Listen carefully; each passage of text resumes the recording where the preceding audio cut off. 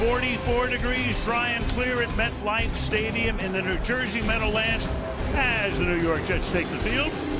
And quarterback Tim Boyle will make his first start as a Jet against MVP candidate Tua Tagovailoa and the Dolphins on this Black Friday special on Prime Video. Al Michaels with Kirk Herbstreit, Kaylee Hartime. For the long-suffering Jets fan base, they had Super Bowl dreams until the fourth play of the season when Aaron Rodgers tore his Achilles. So here we are. The team is 4-6. Their playoff hopes are hanging by a thread. They start a career backup quarterback today in place of Zach Wilson and Tim Boyle. So tell me, it begs the question, how does a team averaging 15 points a game, the Jets, beat a team averaging 31 points a game? So you're saying there's a chance? I'm asking you if there's a chance. Well, I think the big thing is, Al, that Boyle comes in not to save the day and throw for 300 yards. Just be able to run an efficient offense. They need to rely on their defense and special teams and turnover margin. Doesn't have to be pretty, but just be effective and be decisive and just clean up the operation. That could give them a chance to win this game. So the Jets go up against a team that's as entertaining as any team in the league. They're like a track meet, speed everywhere on offense. The defense seems to be coming together. 10 games in your eyes, how do they stack up? I think anybody who watches football across the entire league, you can't help but be impressed by the speed. The quarterback right now, Tua Tagovailoa, executing at MVP level. And I think with Vic Fangio in his first year, the defense looks like it's getting better and better. So it all looks good.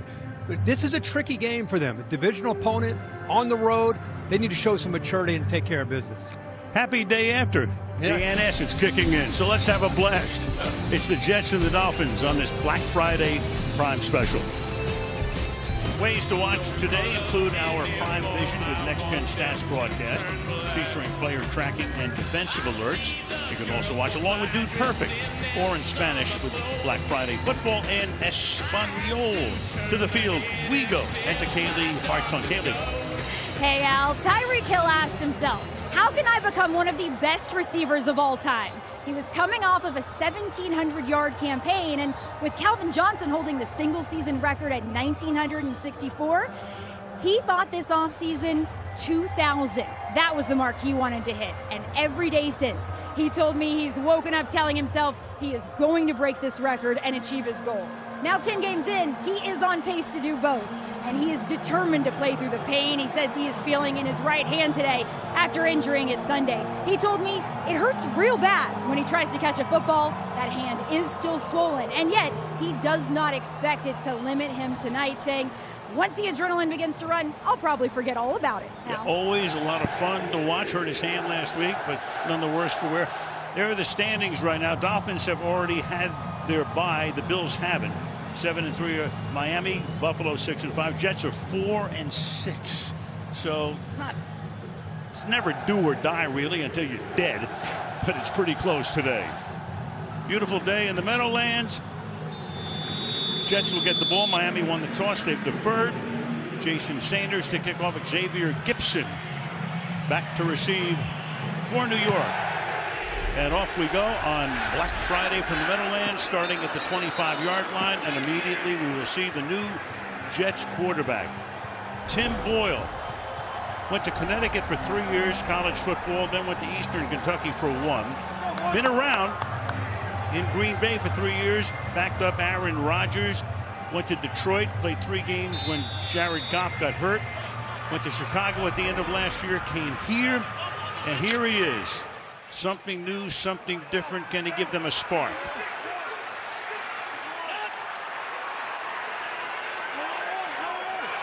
Breece Hall is the running back. And he goes nowhere against that Dolphin defense. That's Bradley Chubb right there making the stop. We were talking to Robert Saleh about the quarterback change and all of that. He says, hey, maybe he's the next Kurt Warner. They can only pray. Yeah, exactly. I think for fans that aren't familiar with him, and many aren't, he brings poise. I think what you saw last week is when they throw the ball, one of the problems with Zach Wilson is he held the ball too long. A lot of sacks, a lot of turnovers. I think tonight it's just about cleaning things up, and when they do throw, get the ball out of his hands, especially against this Dolphins defense. So the Jets now backup quarterbacks on the sideline. Nice run here out to the 32-yard line. Setting up a 3rd down and 2 And Jerome Baker is a little slow in arising and hops back to the defensive huddle. Third down. Think about this. This is an offense that has scored 1 touchdown in the last 46 possessions. So for Tim Boyle tonight, it's, again, showing poise and making good decisions. So Aaron Rodgers on the sideline. Let's go, Oklahoma! They do a lot of the Jets games since the injury. 3rd and 2. They go no huddle here. And you've got a flag and a free play. And the pass is caught up at the 37-yard line. So either way, they were going to wind up with a first down here because Bradley Chubb came across the line. Yeah, showing that experience with Aaron Rodgers. You know, they used that hard count at a great time there on 3rd down and short. So with Aaron, he was in Green Bay 3 years. 2 of those with Nathaniel Hackett, who's his offensive coordinator now with the Jets. John Hussey is our referee. That 5-yard penalty results in a first down. And honestly, I think that's why he's on the roster. You know, Nathaniel Hackett's background and experience with him in those couple years in Green Bay and his familiarity with the scheme. That's the thing that I think will be different to fans watching is he has command of the offense because of his time in Green Bay. He's a guy that even when he was the 3rd guy this year, he's showing up at 6 in the morning, always prepping and always showing up and doing the right thing. And speaks glowingly of his time with Rodgers. Play action, pass is high and incomplete there, intended for Jeremy Ruckert. So for Boyle, there they are in Green Bay. You know, it's funny because you look at, and again, another shot, Rodgers, Hackett, and Boyle. We told you before, went to Connecticut, and his statistics in college were awful. The other day, in his words, he said they're piss poor, and they're worse than that. But he got a chance. He had a great pro day, he said. Green Bay happened to be there, and they invited him in. They did. Brees Hall is the running back, and he gets corralled behind the line of scrimmage. Jalen Phillips, number 15, is right there. That Dolphin defense, which, of course, was paling in comparison to the offense early in the season, but now really starting to come on. Yeah, Vic Fangio, one thing you always think about is having great outside linebackers, and he's got Chubb on one side and Phillips on the other, and we always equate great outside backers in this scheme with their ability to rush the quarterback. But Vic Fangio quickly to point out how good these guys are at setting that edge. A great example there by Phillips. So 5 wide, including Dalvin Cook, who is in the game. 4-man rush. Boyle throws, caught up at the 40-yard line, but well shy of the first down. Garrett Wilson making the catch there. So they picked up a first down off the penalty and now have to punt.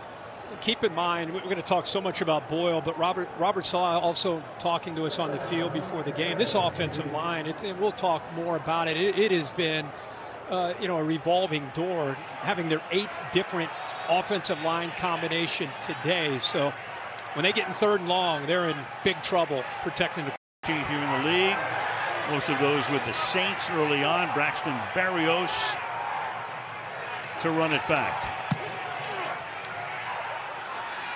Fair catch called for, made 15-yard line, and that's where the Miami Dolphins will start their first drive with Tua Tagovailoa coming out.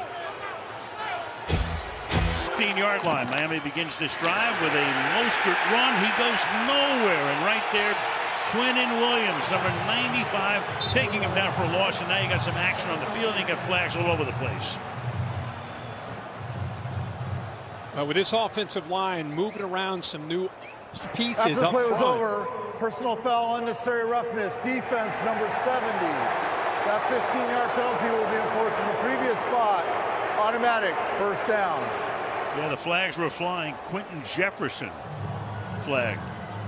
Well, this Jets defense came out even when we were at the break. The penalty was a dead ball foul, so it was enforced from the end of the run. First down. Yeah, they're bouncing around, showing a lot of energy, and then they make a big play with Quinnen Williams, and then all that is taken away because of a dead ball foul right here after the whistle with Jefferson. I mean, that was, I think the timing of that is when it was called, well after the whistle. Sometimes we see that and we think, that wasn't that bad, but I think if you realized how late it came and caught the attention of the official. The enforcement of the penalty was after the play was over. Therefore, we're going to enforce it from the 11-yard line to the 26, and it's an automatic first down. And Robert Saleh just took Jefferson out of the game and replaces him with Solomon Thomas. Yeah, the intent there with the headbutt, you got a lot of energy here early, penned them back inside of 20 to 15. That's a big deal for this defense. You know, they want 3 and outs, and they want to give their offense great field position, so they make a mental error here on the first play. Play action. Tagovailoa, the only left-handed starting quarterback in the league. It's dropped and then recovered at the 32-yard line.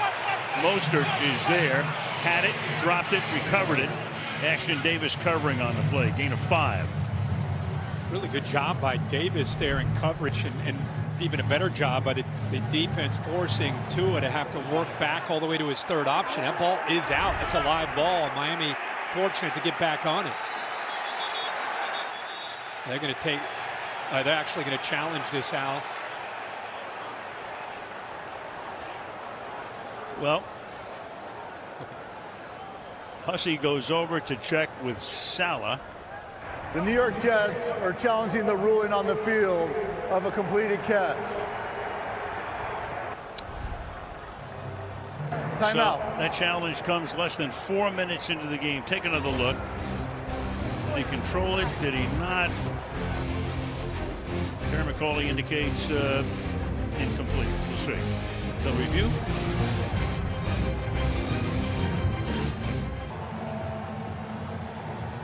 The call has been reversed because it's ruled that Mostert at 2 feet down didn't take a move after that.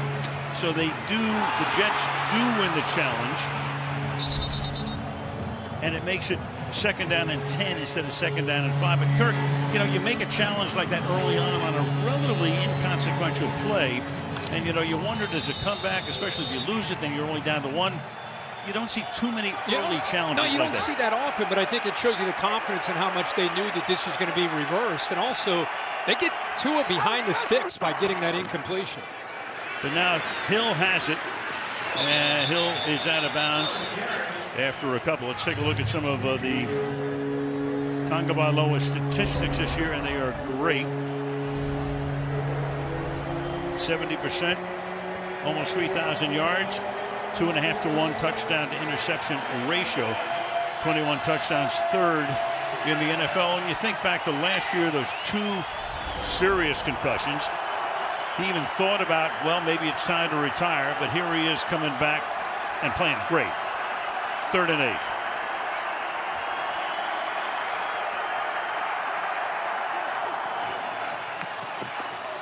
Down the sideline. Guess who's out in front? And a saving tackle at the end of the play. And hopping away is Hill. He makes the grab. He went to the ground. He gets tripped up by DJ Reed to save a touchdown in all likelihood. But now after a 36-yard gain, Hill comes hopping off.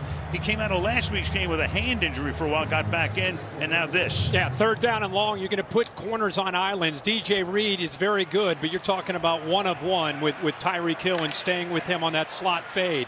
Fortunate just to catch up with him and bring him down. So Hill on the sideline. Line of scrimmage is the 30.